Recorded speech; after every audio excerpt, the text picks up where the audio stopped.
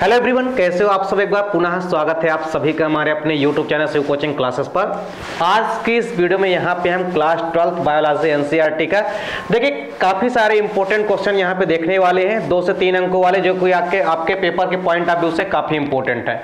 तो यहाँ पे हम लगभग 8 से 10 ऐसे इंपॉर्टेंट क्वेश्चन कराएंगे जो कि आपके बोर्ड एग्जाम के लिए काफ़ी हेल्पफुल है। तो चलिए सीधे वीडियो को स्टार्ट करते हैं। पहला क्वेश्चन है, सहजीविता क्या है। सहजीविता को उदाहरण सहित आपको समझाना है। तो यहाँ पे आपको बताना है कि सहजीविता क्या होती है और सहजीविता को आपको उदाहरण सहित एक्सप्लेन करना है। तो सहजीविता क्या होती है, देखिए आपस में दो जीवों के बीच पाया जाने वाला ऐसा संबंध जिसमें दोनों ही जीव एक दूसरे के साथ साथ रहते हैं और एक दूसरे को लाभ पहुंचाते हैं, उन्हें ही हम कहते हैं सहजीविता या सहपरोपकारिता भी इसे हम कहते हैं। तो सहजीविता का मतलब होता है कि इस प्रकार के संबंध में दो जीव आपस में साथ साथ रहते हैं और साथ साथ रह के जीवन यापन करते हैं और दोनों ही जीव क्या करते हैं, एक दूसरे को लाभ पहुंचाते हैं। इसका सबसे बड़ी एग्जांपल क्या है, लाइकेन। लाइकेन को आप यदि देखेंगे तो इसमें 2 प्रकार के जीव साथ साथ रहते हैं। पहला है हमारा शैवाल और दूसरा होता है कवक यानी कि फंगाई। तो एल्गी और फंगाई, इनके मध्य एक ऐसा संबंध बनता है जिसे हम लाइकेन कहते हैं। ये आपस में क्या करते हैं, दोनों एक दूसरे को लाभ पहुंचाते हैं। तो शैवाल और कवक के बीच में लाइकेन जो है सबसे बड़ी एग्जांपल है किसका, सहजीविता का। तो सहजीविता का एग्जांपल है लाइकेन। इसमें शैवाल और कवक दोनों साथ साथ रह के जीवन यापन करते हैं और दोनों एक दूसरे को लाभ पहुंचाते हैं। शैवाल जो होता है यह कवक से जल एवं खनिज लवणों को प्राप्त करता है, जबकि कवक को इसके बदले में क्या देता है, शैवाल कार्बोहाइड्रेट प्रदान करता है। शैवालों के अंदर क्लोरोफिल पाया जाता है। तो शैवाल क्या करता है कि प्रकाश संश्लेषण की प्रक्रिया के माध्यम से भोजन बनाता है और कवक को देता है, जबकि कवक क्या करता है, खनिज लवणों का अवशोषण करके और जल का अवशोषण करके किसको देता है, शैवाल को देता है। तो इस प्रकार से दोनों एक दूसरे को लाभ पहुंचाते हैं। तो यह है सहजीविता। अगला क्वेश्चन हमारा है, अगला क्वेश्चन है, हीमोफिलिक पुरुष एवं सामान्य स्त्री द्वारा उत्पन्न संतानों में हीमोफीलिया की वंशागति कैसी होगी। पूछा गया है कि यहाँ पे हीमोफिलिक पुरुष यानी पुरुष कैसा है, पुरुष जो है वो कैसा है, हीमोफीलिया रोग से ग्रसित है, यानी पुरुष कैसा है, हीमोफिलिक है, जबकि महिला कैसी है, सामान्य है। तो अगर कोई हीमोफिलिक पुरुष है और महिला कैसी है, सामान्य है, तो ऐसी स्थिति में हीमोफीलिया की वंशागति कैसी होगी। तो समझिए यहाँ पे सबसे पहले यदि हम बात करते हैं, पुरुष कैसा है, पुरुष यहाँ पे कैसा है, हीमोफिलिक है। तो पुरुष तो मान लीजिए कैसा हो गया, हीमोफिलिक हो गया। तो अगर मान लीजिए पुरुष कैसा है, हीमोफिलिक, तो हमारे पास हो गया हीमोफिलिक पुरुष। तो ये हो गया हीमोफिलिक पुरुष। महिला कैसी है, महिला कैसी है, सामान्य है। तो यहाँ पे आप लिख लेंगे सामान्य महिला। तो सामान्य महिला या स्त्री। अब महिला सामान्य है, पुरुष कैसा, हीमोफिलिक। तो अगर पुरुष हीमोफिलिक है यानी पुरुष के X गुणसूत्र पर अप्रभावी H जीन क्या होगा, उपस्थित होगा। तो जो हीमोफिलिया होता है ये अप्रभावी H जीन के कारण होता है। तो पुरुष में XY गुणसूत्र पाए जाते हैं और इसमें यदि X पर क्या उपस्थित है, हीमोफीलिया का अप्रभावी जीन उपस्थित है, मतलब पुरुष कैसा है, हीमोफिलिक है। महिला कैसे है, यहाँ पे सामान्य है, तो नॉर्मल XX हो जाएगा। आपस में इनका आप क्रॉस करा दीजिए इस प्रकार से।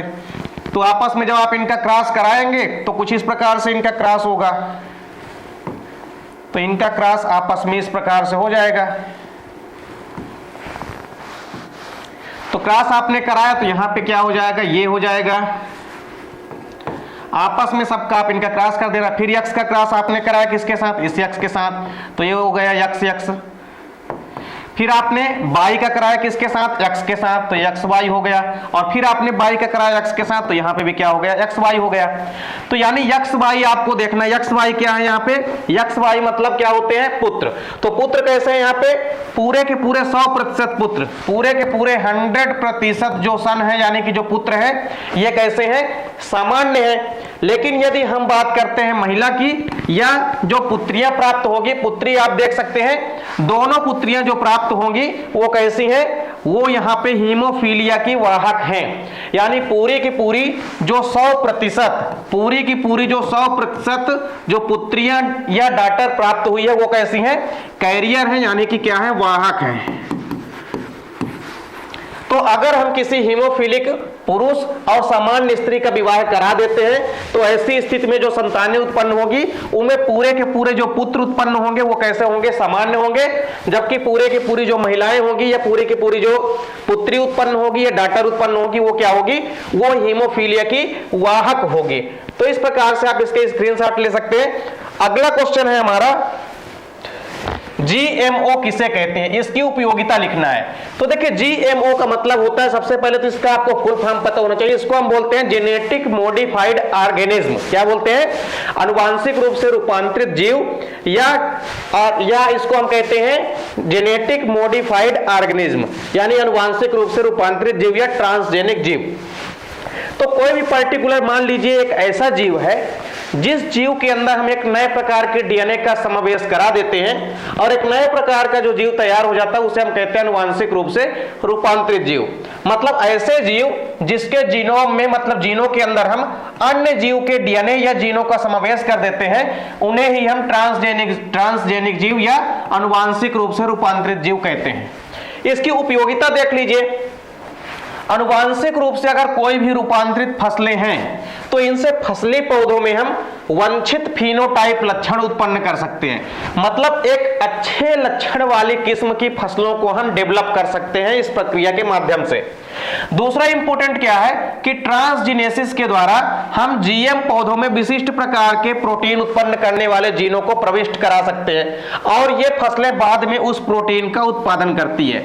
यानी एक अच्छे प्रोटीन का प्रोडक्शन करने वाली फसल का उत्पादन हम कर सकते हैं ट्रांसजेनिक प्रक्रिया के माध्यम से।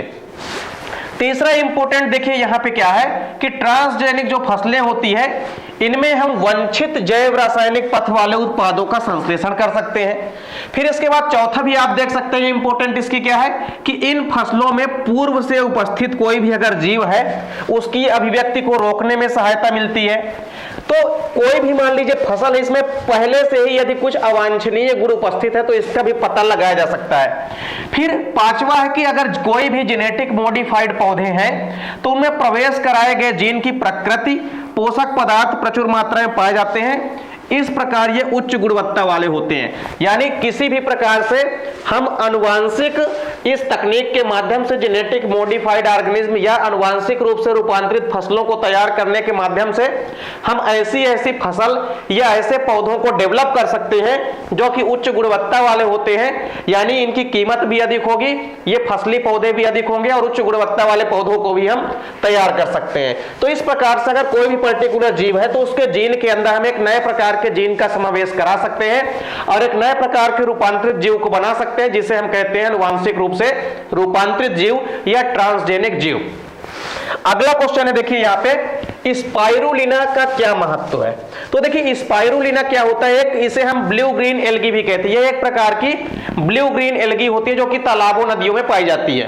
तो स्पाइरुलिना के कई सारे महत्व है। देखिए पहला महत्व क्या है कि इसकी उच्च जैव मास उत्पादन दर होती है जिससे यह कम समय में ही बड़े पैमाने पर प्रोटीन उत्पन्न करता है। यानी यह प्रोटीन का बहुत बड़ा स्रोत होता है। स्पाइरुलिना से अधिकतर मात्रा में प्रोटीन को भी उत्पन्न किया जाता है, यानी कि प्राप्त किया जाता है।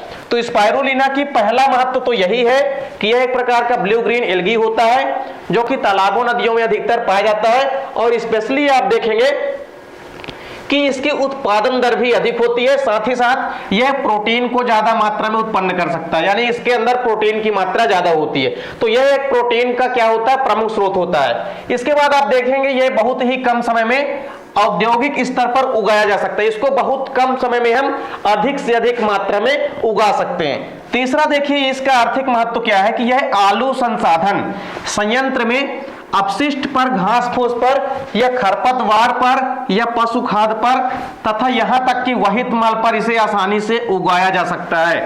मतलब इसको कई अलग अलग प्रकार की जगहों में ग्रो किया जा सकता है, उगाया जा सकता है। जैसे आलू संसाधन संयंत्र का यदि आलू का अपशिष्ट कोई पदार्थ या छिलका कहीं पे एकत्रित है वहां पे इसको हम उगा सकते हैं। इसके अलावा घास फूस वाली जगहों में भी, खरपतवार जहां पे है वहां पर भी इसको हम उगा सकते हैं, जहां पे पशु का खाद उपस्थित है वहां पर भी हम इसको उगा सकते हैं, और अगर कोई वहित मल का उपचार है तो वहां पर भी इसको आसानी से उगा सकते हैं, ग्रो कर सकते हैं। इसके बाद एक आखिरी इंपॉर्टेंस क्या है, देखिए कि स्पाइरुलिना जो है कोशिका में प्रोटीन, विटामिन, खनिज, वसा आदि की प्रचुर मात्रा में विद्यमान होती है। यानी स्पाइरुलिना में ना केवल प्रोटीन की मात्रा अधिक होती है बल्कि यह प्रोटीन के अलावा विटामिन का, खनिज लवण का और वसा का भी एक अच्छा स्रोत होता है। इसके बाद देखिए अगला क्वेश्चन है स्पर्मेटोजेनेसिस और oogenesis में आपको अंतर यानी कि डिफरेंस बताना है।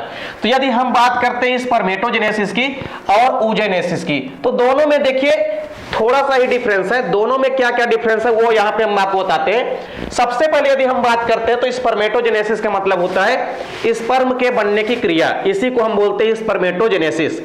तो युग्मक जनन दो प्रकार का होता है, एक होता है स्पर्मेटोजेनेसिस जिसमें स्पर्म का निर्माण होता है, oogenesis का मतलब होता है एक ऐसी प्रक्रिया जिसमें अंडाणुओं का निर्माण होता है। तो स्पर्मेटोजेनेसिस की प्रक्रिया होती कहां है, तो सबसे पहले तो आपको याद रखना है, पहला डिफरेंस याद रखना है कि जो स्पर्मेटोजेनेसिस की प्रक्रिया होती है यह होती है किसके अंदर, यह होती है वृषण के अंदर। किसके अंदर होती है, स्पर्मेटोजेनेसिस की प्रक्रिया आपको याद रखना है वृषण के अंदर होती है।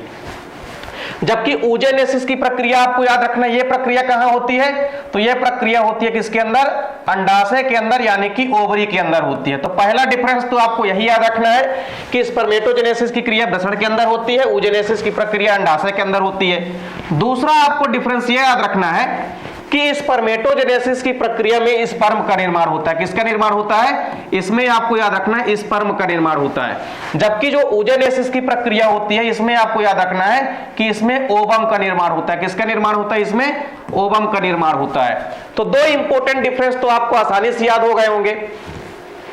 तीसरा इंपॉर्टेंट डिफरेंस क्या है कि जो स्पर्मेटोजेनेसिस की क्रिया होती है, स्पर्मेटोजेनेसिस की प्रक्रिया में पोलर बॉडी नहीं बनते हैं। तो पोलर बॉडी की यदि हम बात करते हैं जिसको कि हम ध्रुवकाय कहते हैं, तो पोलर बॉडी इसमें किसी प्रकार से नहीं बनते हैं। तो यह चीज आपको याद रखना है, पोलर बॉडी जो है नहीं बनते हैं किसमें, स्पर्मेटोजेनेसिस के।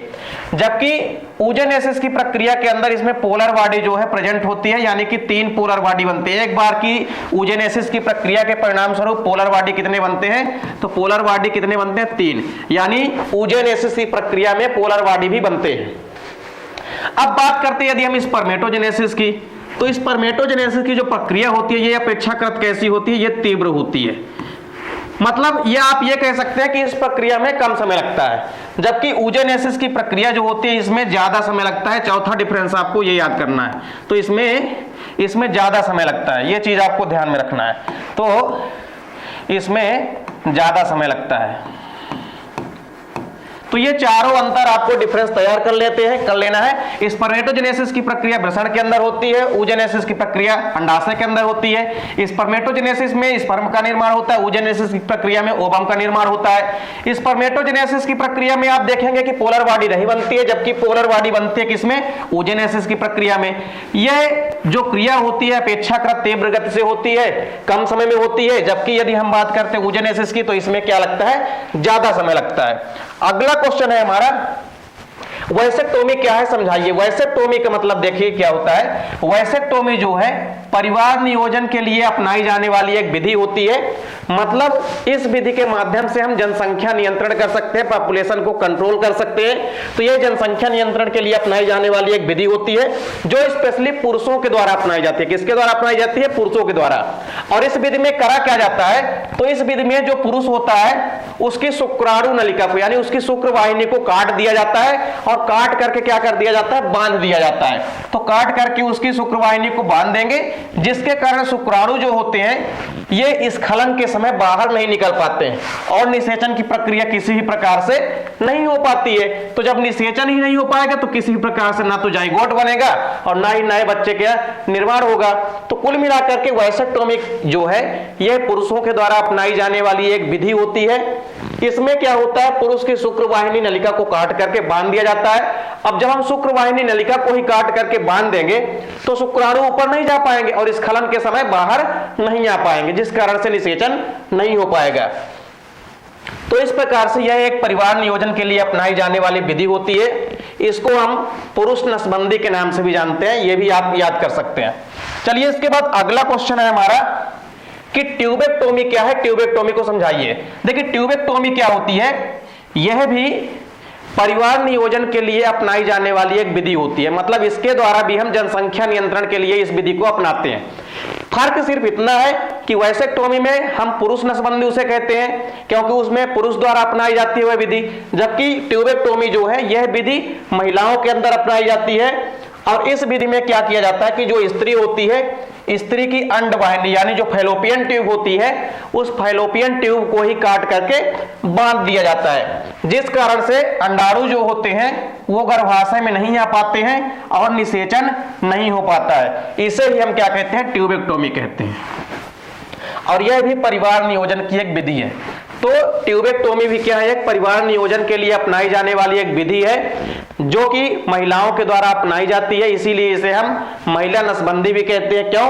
क्योंकि इस विधि में क्या किया जाता है, कोई भी महिला जो है उसकी जो अंडवाहिनी नलिका होती है या फैलोपियन ट्यूब होती है उसको हम काट करके बांध देते हैं, जिस कारण से जो ओवम होता है वो आगे नहीं आ पाता है। कहां नहीं आ पाता है, तो ना ही अंडवाहिनी में अच्छे से आ पाएगा और ना ही गर्भाशय में, तो किसी प्रकार से निषेचन नहीं हो पाएगा और आगे किसी प्रकार से न्यू बेबी के होने की संभावना नहीं होगी। यानी कहने का मतलब यह है कि इस विधि के द्वारा भी जनसंख्या को नियंत्रण किया जा सकता है। तो इस प्रकार से आपने देखा कि ट्यूबेक्टोमी क्या होती है। इसके बाद एक आखिरी क्वेश्चन है हमारा कि मां का जो दूध होता है, अगला क्वेश्चन है हमारा कि मां के दूध को नवजात शिशु के लिए सबसे अच्छा क्यों माना जाता है। अगर कोई नवजात शिशु है जो कि तुरंत हुआ है तो उसके लिए सबसे जो बढ़िया दूध होता है वो मां का ही दूध क्यों माना जाता है। तो इसका राइट आंसर आपको क्या करना है कि देखिए सबसे पहली इंपॉर्टेंट चीज तो ये है कि मां के दूध को हम किसी भी नवजात शिशु के लिए पोषण के लिए एक पोषक पदार्थों का आदर्श संतुलन मानते हैं। मतलब यदि कोई भी नवजात शिशु है तो उसके लिए हम मां के दूध को ही क्या मानते हैं, सर्वोपरि मानते हैं, यानी कि हम उसे ज्यादा महत्व देते हैं। क्यों? क्योंकि इसके कई सारे कारण हैं। लेकिन एक क्वेश्चन आपके एग्जाम में यह भी पूछा जाता है कि मां के स्तन द्वारा जो प्रारंभिक अवस्था में दुग्ध का स्रावण होता है उसे हम क्या कहते हैं, तो उसे हम कोलेस्ट्रम कहते हैं। क्या कहते हैं? कोलेस्ट्रम कहते हैं या खीस कहते हैं। तो यह क्वेश्चन कई बार आपके एग्जाम में पूछा गया है कि जो प्रथम दुग्ध स्राव होता है मां के द्वारा उसको हम क्या कहते हैं, तो कोलेस्ट्रम या खीस कहते हैं। इसके बाद आपको ध्यान में रखना है कि मेनली 2-3 कारण है। जो मां का दूध होता है वो नवजात शिशु के लिए काफी अच्छा माना जाता है। क्यों? तो उसमें से पहला कारण तो यह है कि नवजात शिशु की जो पोषण आवश्यकताएं होती है उसको पूर्ण करने में यह दूध क्या होता है, सक्षम होता है। क्यों? क्योंकि यह दूध जो होता है खनिज लवणों से क्या होता है, समृद्ध होता है। यानी नवजात शिशु के लिए जो मां का दूध होता है वो काफी इंपॉर्टेंट माना जाता है। क्यों? क्योंकि यह जो दूध होता है खनिज लवणों से क्या होता है, समृद्ध होता है, खनिज लवणों की भरपूर मात्रा इसमें पाई जाती है। और दूसरी इंपॉर्टेंट चीज क्या है कि इसके अंदर अनेक प्रकार के एंटीबॉडी यानी कि एंटीबॉडी को बनाने वाले गुण भी पाए जाते हैं। तो अनेक एंटीबॉडीज गुण भी पाए जाते हैं जो कि प्रतिरक्षा तंत्र को भी मजबूत करता है। इसी कारण से हम मां के दूध को नवजात शिशु के लिए अच्छा मानते हैं। यानी कहने का मतलब यह है कि जो नवजात शिशु होता है मेनली जो मां के स्तन से 4 से 5 दिन तक जो स्टार्टिंग में दुग्ध निकलता है ये काफी इंपॉर्टेंट माना जाता है। क्यों? क्योंकि इसमें सबसे ज्यादा मात्रा में खनिज लवणों की बहुतायत होती है और साथ ही साथ इसमें कई प्रकार के एंटीबॉडीज गुण भी पाए जाते हैं जो कि एंटीबॉडीज के निर्माण में भी सहायता करते हैं। तो इस प्रकार से आपने देखा कि इसके अंदर प्रोटीन भी पाया जाता है, खनिज लवण भी पाया जाता है और ये कई प्रकार के एंटीबॉडीज का भी प्रोडक्शन या उत्पादन करते हैं शरीर के अंदर। तो इस प्रकार से हम कह सकते हैं कि जो मां का दूध होता है ये किसी भी नवजात शिशु के लिए एक पोषण का अच्छा माध्यम माना जाता है। तो इस प्रकार से उम्मीद करता हूं कि वीडियो पसंद आई होगी। वीडियो अच्छी लगे तो लाइक कमेंट जरूर कीजिए, साथ ही साथ दोस्तों के बीच ज्यादा से ज्यादा वीडियो को शेयर कीजिए। चैनल पे आप यदि नए हैं तो चैनल को सब्सक्राइब जरूर कर लें। मिलते हैं नेक्स्ट वीडियो में, तब तक के लिए जय हिंद, वंदे मातरम।